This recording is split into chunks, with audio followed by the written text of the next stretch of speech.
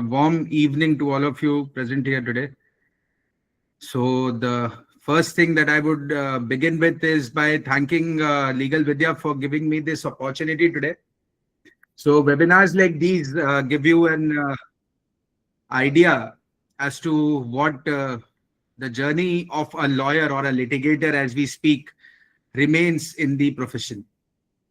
So I wanted to just understand that as to how many present in this webinar are actually wanting to make a career in litigation. You may reply to me in the chat box.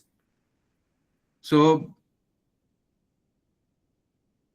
people who are interested in taking litigation as a career goal can reply to me in the chat box. Okay. So I can see some responses coming in. So next question that I'm going to ask you people now is that why do you wish to make a career in litigation? Simply because it is fascinating over a period of time, or it becomes paying after a while, or do you actually have that passion for litigation inside you? So you may again respond to me. Passion, right? Money. Okay, people wanting to do litigation for money should not be doing it, because money flows at a very later point in time in the game. Okay, it is mandatory for judicial exams. One of the new reasons that I have been seeing in the last couple of months is that many are now going to litigation because they cannot directly appear for judicial examinations in terms of the judgment of the Honorable Apex Court. Fair enough. Your reasons may be many, and your ideology behind doing litigation may be any.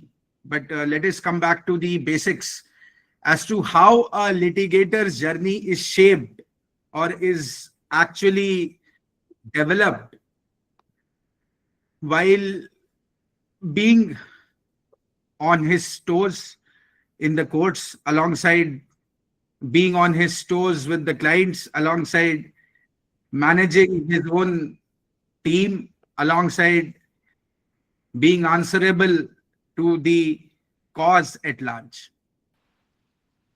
So when we all come to the aspect of how it functions, let me first tell this to you, that it begins from the aspect that how much prepared you are.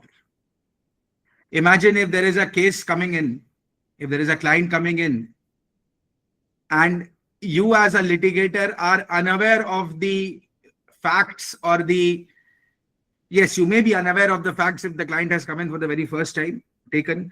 But then at the same point in time, you cannot be unaware of the governing law basis which your client's case is going to either be made or to be not made. So for a litigator, the first thing to do is to be thorough with the legal provisions, at least if not all, the general legal provisions. The general laws for the time being in force, you need to be aware of them. So this begins on how you make your preparation and how well read you are.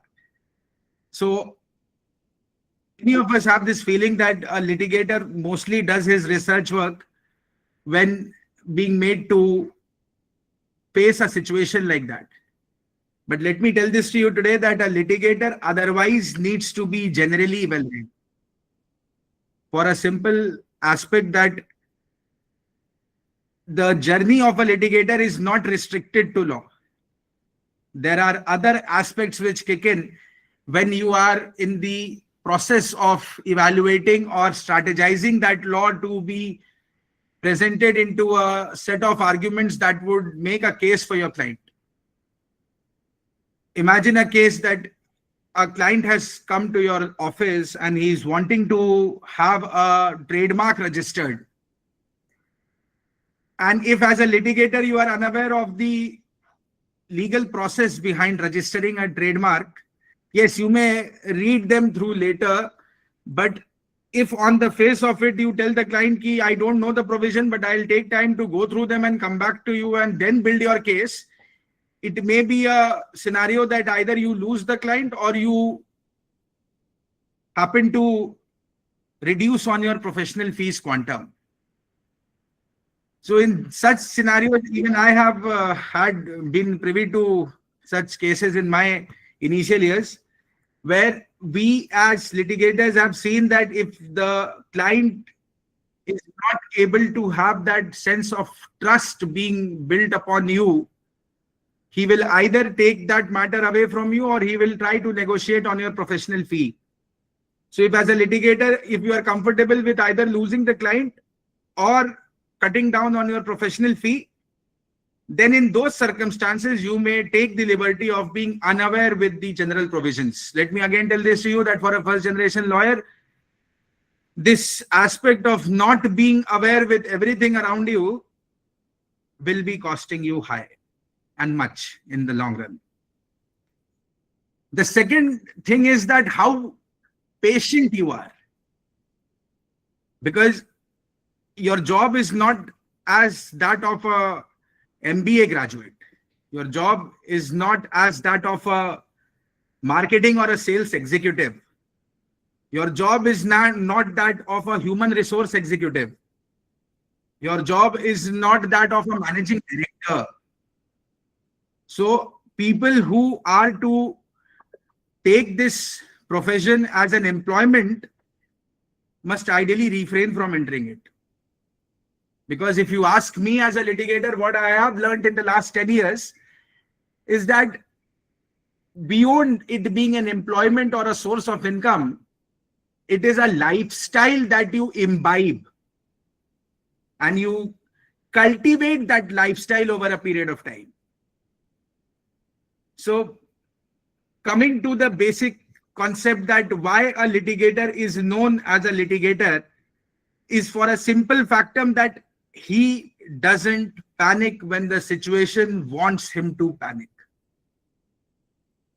So imagine standing in a court of law and being unaware of something. There are two scenarios. Either you start shivering and you start stammering, or you take that as a challenge and you try to build your case then and there with whatever basic knowledge that you may have, including but not limited to reading the mindset of the honorable court and making or saving the day for yourself as well as for your client.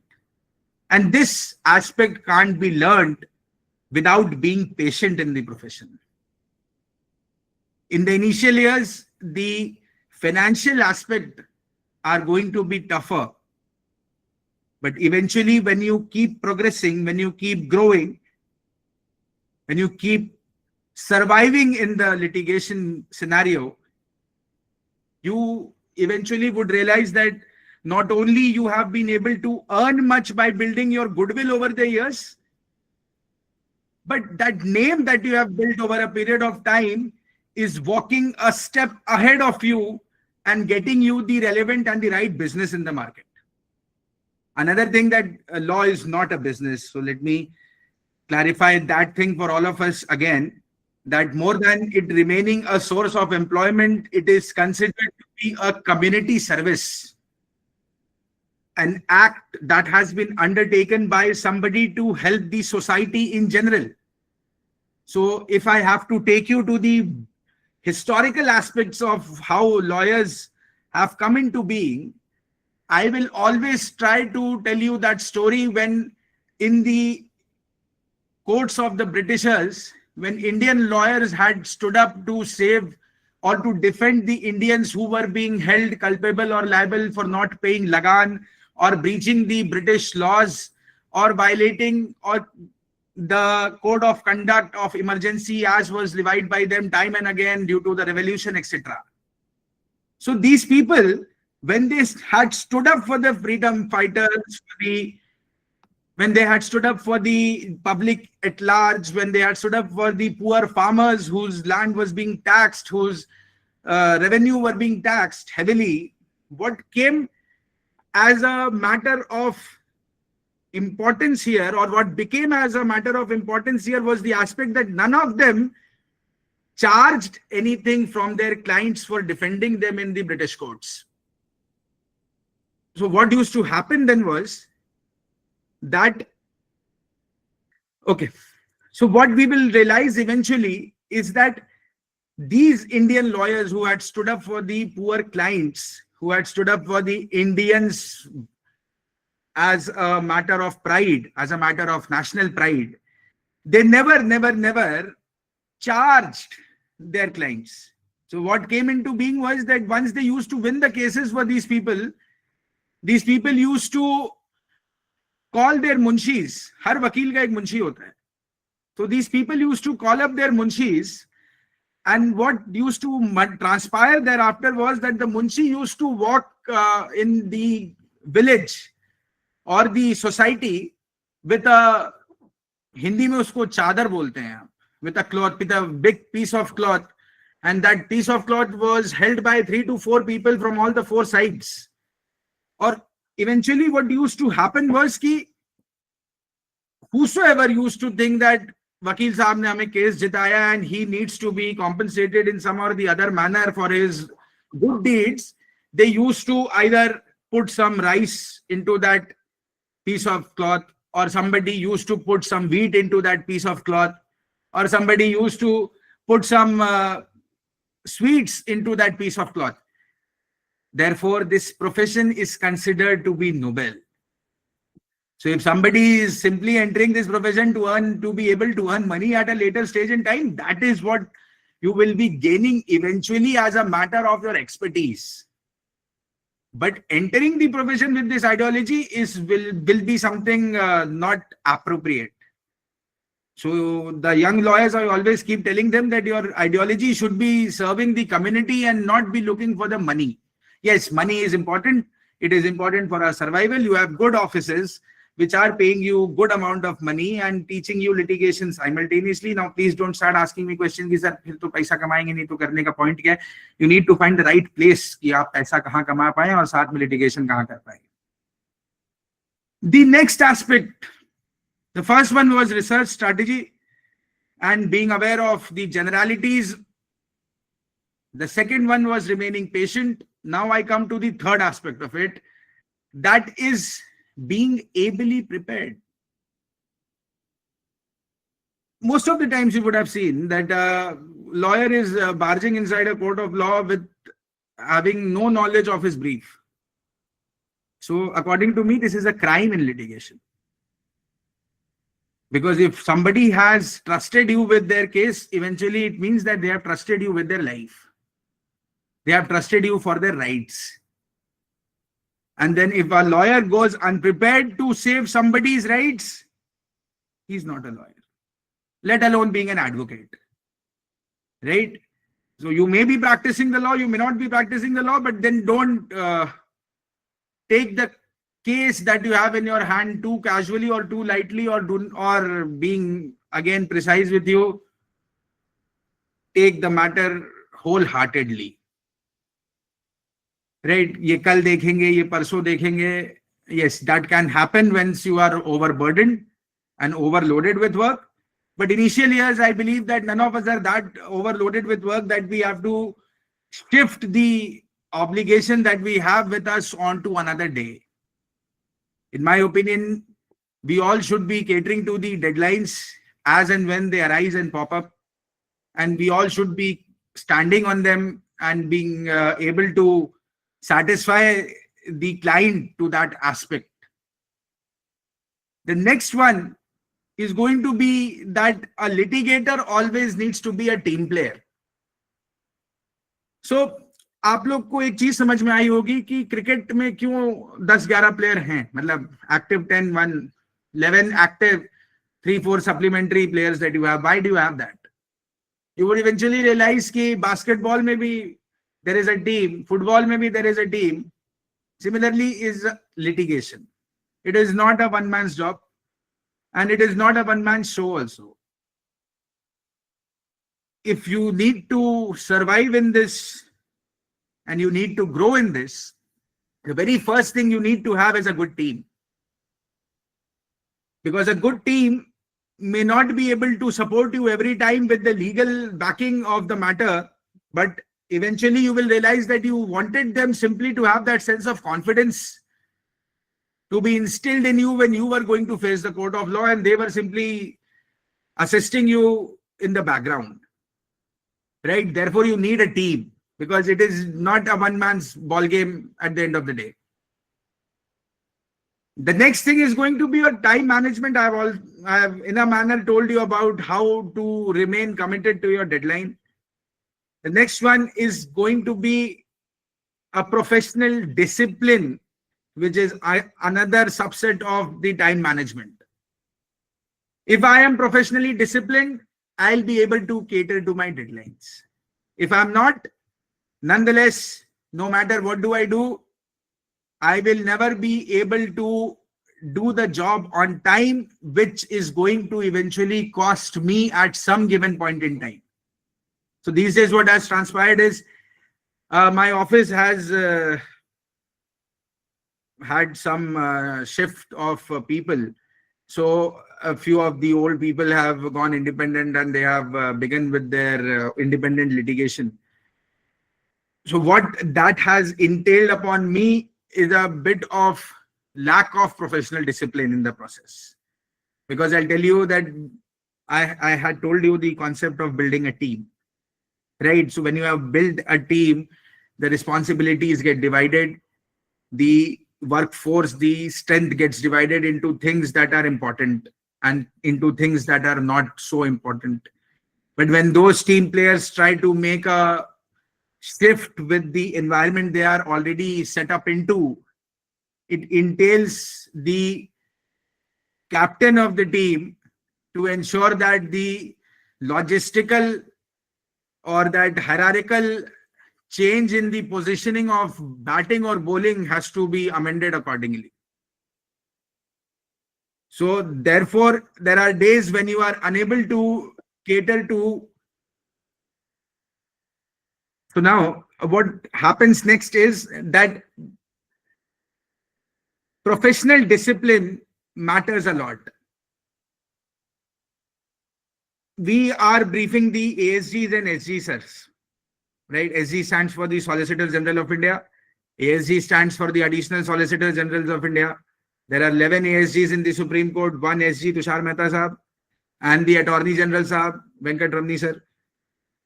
So if you're not professionally disciplined, let me tell this to you that working for the government will not be one of your possible opportunities that you may be given in future. Because working for the government in law is considered to be another, it's considered something very noble. It's considered something very big. It's considered something very pious. So if you are not professionally disciplined, let me tell this to you that working for the bigger names like the government or the Fortune 500 clientele that the host had given a brief introduction of mine where he said that I work for Sun Pharmaceutical, Indigo, etc. Let me tell this to you, if you are not professionally disciplined, you will not be able to work for bigger names. Another very important aspect that a litigator has to take into consideration beyond his courtroom practice is his extensive and exclusivity of drafting. Why extensive? Because your draft has to be thoroughly defined. Your draft has to address every possible aspects of both procedural as well as substantive laws. Your drafts have to take into consideration the aspects of Limitation Act along with the aspects of civil procedure or the specific relief as the case may be, because those laws, the CPC, specific relief, etc., would be then construed as more of a substantive nature than the aspects of limitation, etc., which would be in the nature of the procedural laws. So the important aspect is that you need to focus on your drafting beyond what you would have been able to focus while directly arguing the case. Because what I have seen in the last 10 years of my practice is that if my draft has been amazing, the resultant amount of hard work that needs to be undertaken to put the same into arguing eventually becomes, the burden of that eventually becomes lesser. The next aspect is going to be that as a litigator, you need to be very, very, very respectful to the members of the bar as well as the honorable judges of the bench. Because I've never seen a litigator who otherwise has a lot of attitude, who otherwise has a lot of ego instilled in them and have been able to scale too high in the profession. Yes, ego is something that you build over a period of time. Ego is something that you develop in the process. But again, look at the bigger names in the market. Siddharth Luthra Sahab, Mukul Rohatgi Sahab,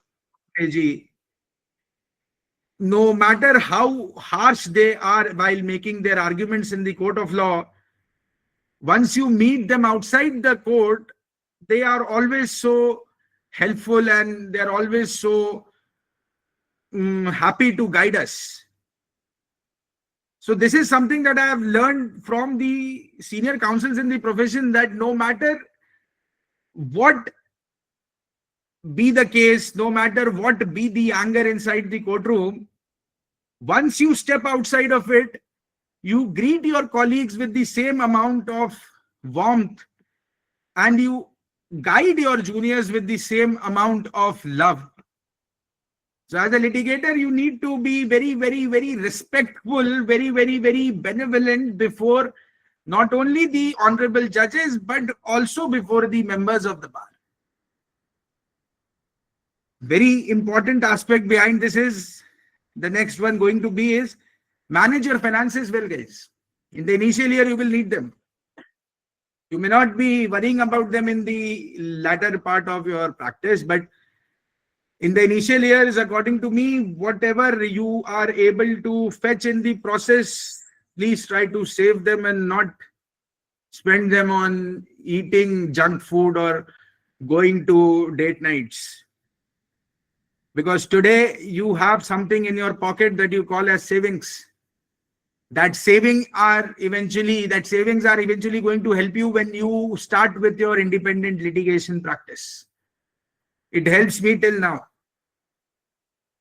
The very next aspect is going to be that you need to understand what kind of cases do you need to take up and what kind of cases you do not need to take up. There are cases where you actually know that the other person has committed a very heinous offense. I'm only talking in aspects of criminal law right now. This has nothing to do with the civil law practice. So, and specifically when I was trying to tell you that what kind of cases do you need to take up, let me again tell this to you, that I mean it the aspects of sexual offenses. You know that somebody has committed rape. Your conscience, not going by the provisions of the Advocates Act, there can be a long debate on this. When the law does not bar me, how can I decide if he is wrong, if he is right? Nobody is convicted or nobody is guilty unless proven. So whatever. I am talking about your human conscience. You interact with the client. You talk to them. You get to understand what they are wrong about, what they have done wrong in the process. And once you are convinced that they are genuinely guilty qua the act, it can be an offense against a child, the POXO cases. The next can be an unnatural sexual act without the consent of the party. I'm not talking about consensual cases. So here your conscience must come into picture. And you need to actually stand in a mirror and look at yourself and ask this question, that do I do this? Do I take this up? Let me tell this to you that if your conscience in the process gives a response to you from within कि नहीं ये गलत है, रहने दीजिएगा. You may have earned 25 lakh in the matter. Doesn't matter.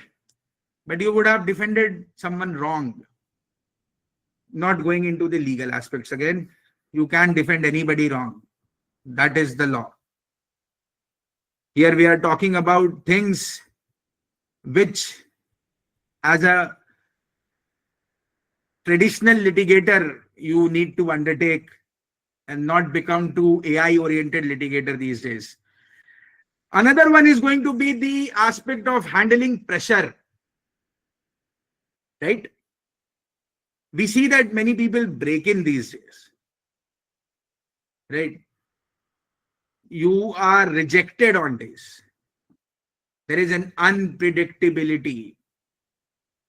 मेरा काम कैसा है, मेरा बॉस मेरे काम का क्या रिव्यू देगा, मेरा क्लाइंट मेरे काम के बारे में क्या बोलेगा. So in those aspects, you need to be mentally prepared and you need to be strong inside as a human. Let me tell this to you that I know cases of many litigators who could not even attend their father's funeral because they were arguing the matter in some different high court of some different state and in a different city, in a different state altogether, their parents had passed away. So I know such litigators too. Yes, now they are senior advocates.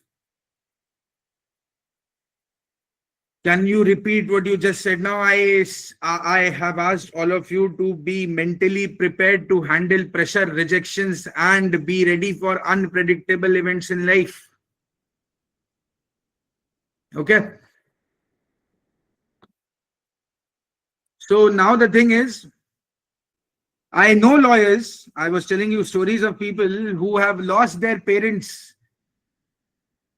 due to long illness, but have not been able to attend their funerals in time because they were not in the vicinity of their parents and were actually camping in some remote area in some different northeastern high courts, and some are arguing the cases there. So this is what it entails, guys. I have known people who have remained hungry for a week or so, who have been without electricity, who have tried making peace with complete darkness around them, but haven't given up.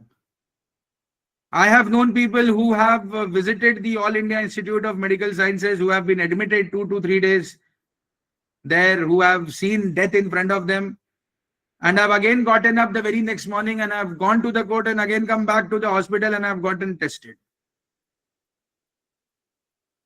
So you wanted to know a journey of a litigator beyond courtroom. This is how it works. You need to be prepared for rejections. You need to be prepared for unpredictable events. And most important of all, you should not be giving up.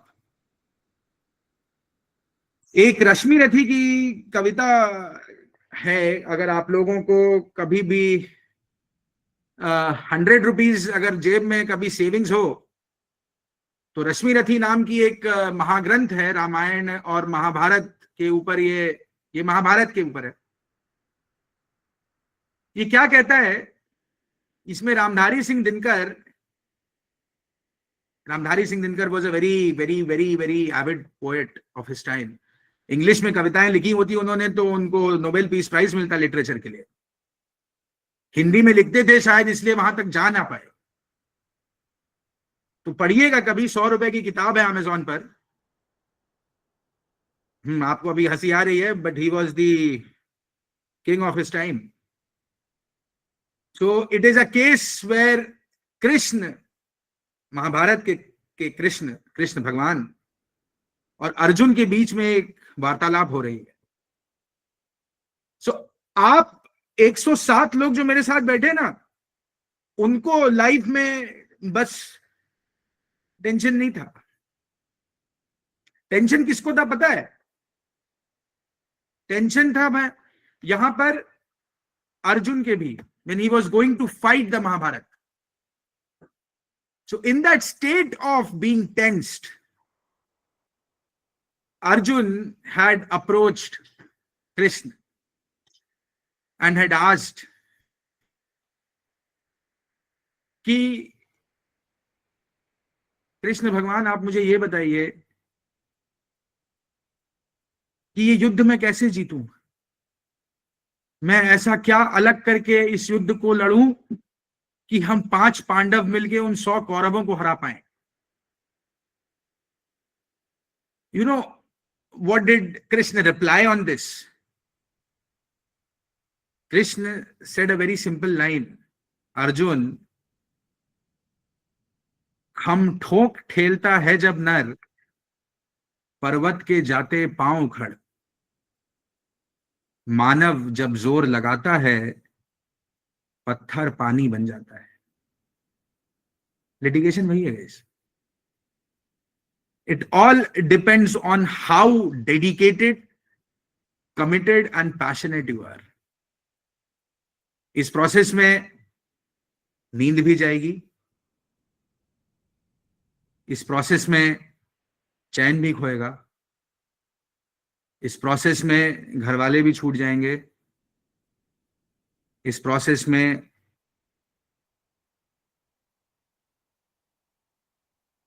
you will lose everything that you once used to call your own. But you know what is going to stand by you or with you? That would be your sense of knowledge. That would be your experience that you have gained in the process. That would be your sense of belongingness to the profession that did not let you quit till then. Therefore, कवि दिनकर्स book name is रश्मि रथी, पढ़िएगा, ज्यादा महंगी किताब नहीं है। Next, the very important part of it, aren't law firms better option for first generation than litigation, provided you wish to be a mediocre? I did not wish to be one. Maybe sounding rude, I know, but people in my college too, in my batchmates too, they chose law firm simply due to the fact that they feared the struggle. I didn't. तभी मैं आपको lecture दे रहा हूं और वो लोग Sunday का चाट पकौड़ा खा रहे होंगे अपने घर पे बैठ के। See the difference? 110 people are listening to me because I could do the struggle. So आपको क्या करना है is an aspect beyond all this,